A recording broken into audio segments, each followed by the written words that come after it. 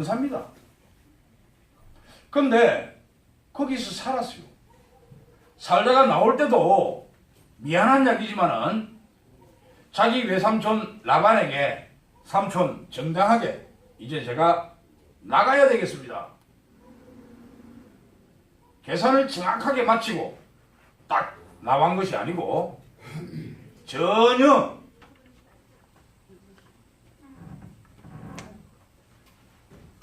아멘. 어서오이소.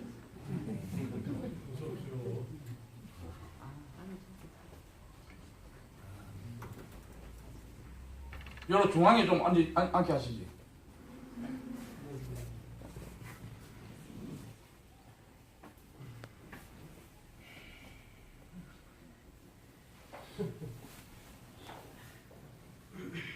그 라반의 집에서도 나올 때 그냥 이야기하고 나온 게 아닙니다.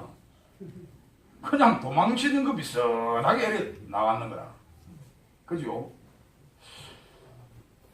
근데 신기할 정도로 도망 나오면 이제 내가 그 라반 20년 동안 종살이에서 풀어져 나오면 내가 뭔가 행복해질 것 같은 이런 느낌을 우리는 가질 수 있습니다. 우리도 마찬가지입니다. 삶 속에 야 진짜 눈앞에 보니까 산이 높은 산이 하나 있는데 가만 거나 올라갈라 이거야. 저 산 때문에 내 삶에 굉장히 문제가 오는 거야. 너무 힘든단 말입니다. 그런데 그 산을 넘고 나면 내가 지금 편안해겠지 생각하고 그 산을 넘었어요. 그런데 이상하게 산을 넘고 나니까 그 산보다 더 큰 산이 하나 지금 가로막혀 있는 겁니다. 그 산보다 더 큰 산이.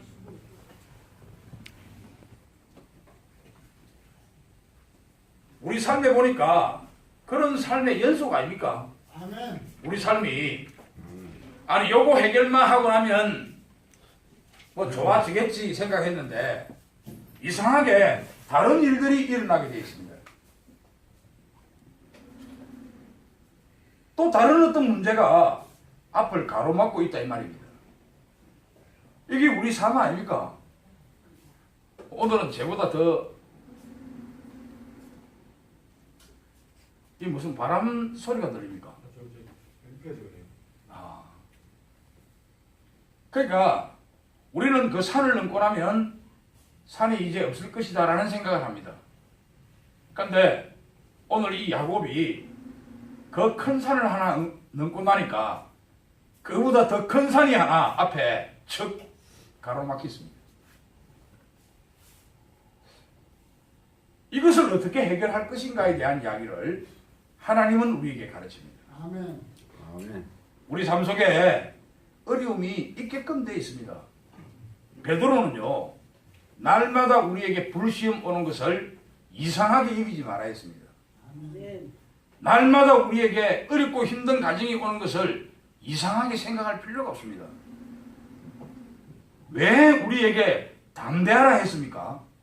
예수님이 왜 담대하라 했습니까? 세상은 이렇게 불시험이 계속적으로 우리에게 온다는 것을 이야기하고 있는 겁니다. 불시험이 안 오는데, 우리에게 시험이 안 오는데 담대하라 소리 말라 합니까? 예수님이 우리한테.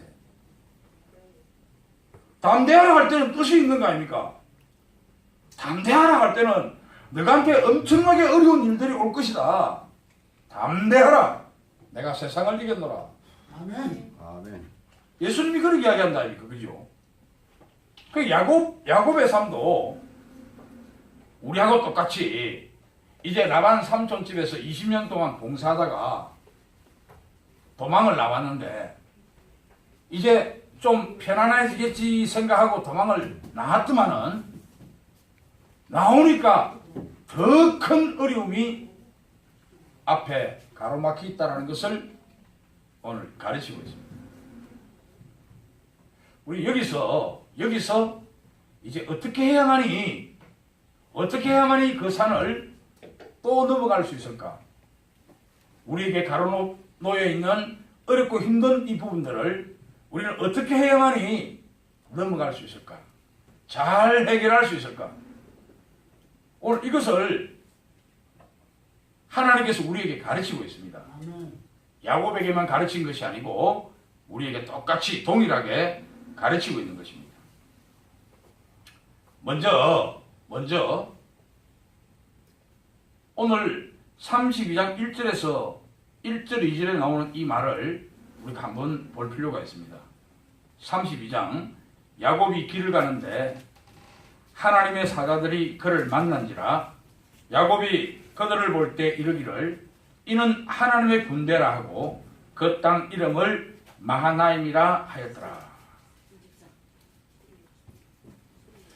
자, 왜 하나님께서 야곱에게 이런 군대를 보게 했을까? 이런 군대를 왜 보게 했을까? 시편 다윗의 깨달음은요, 시편 34장 7절에 보면 이 다윗이 똑같은 것을 봅니다. 하나님의 군대를 봅니다. 그 당시 이 다윗은 어떤 상태에 있었는가?